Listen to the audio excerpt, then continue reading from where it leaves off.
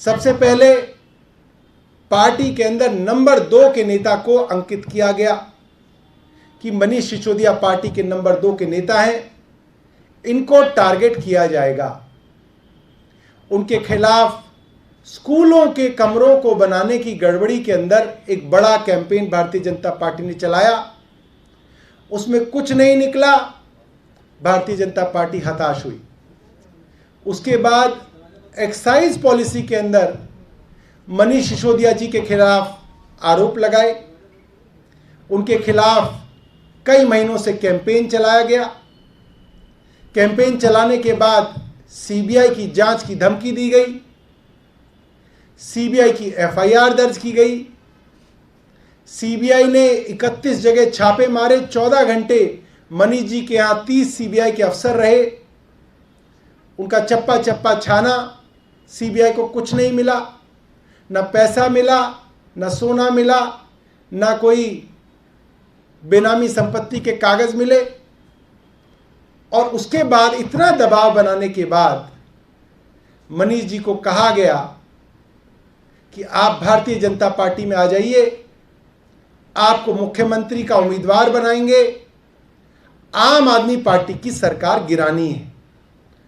कुल मिला के operation lotus, Bharatiya Janata party का ऑपरेशन लोटस दिल्ली के अंदर दूसरी बार हमने फेल किया। देश में दिल्ली में एक ऐसा ही राज्य है दिल्ली, जहां पर शराब मंत्री भी वही है जो शिक्षा मंत्री है।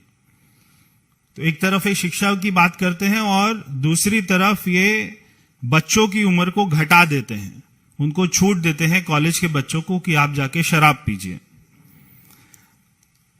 हम, बहुत अजीब सी बात है कि शिक्षा मंत्री हैं और हम इनसे केमिस्ट्री का सवाल पूछते हैं और ये हिस्ट्री का जवाब देते हैं।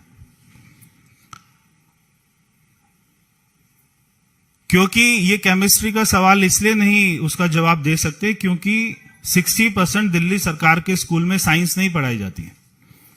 इसलिए शिक्षा मंत्री से जब भी पूछो कि 2% से 12% क्यों किया, तो वो जवाब देते हैं कि हमारे घर में एक आज अपना डॉग को बच्चा हो गया, कुत्ते को बच्चा पैदा हो गया।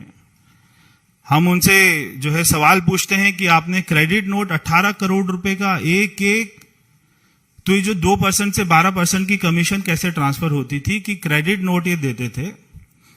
आप सभी कभी दुकान पर जाते होंगे, कोई जूता खरीदते होंगे, आपको जूता पसंद नहीं आता होगा, तो जब आप उसको वापस कराने जाते हैं तो आपको क्रेडिट नोट दे देते हैं कि ये 1 साल तक वैलिड रहेगा, इसके बदले में कभी भी जूता ले लेना या कभी भी उतने अमाउंट का कोई भी चीज ले लेना। तो ये रिटेलर्स को जो L1 होते थे, वो सारे रिटेलर्स को क्रेडिट नोट इशू करते थे और वो क्रेडिट नोट के बदले में उनसे कैश लेकर वो आम आदमी पार्टी को ट्रांसफर किया करते थे।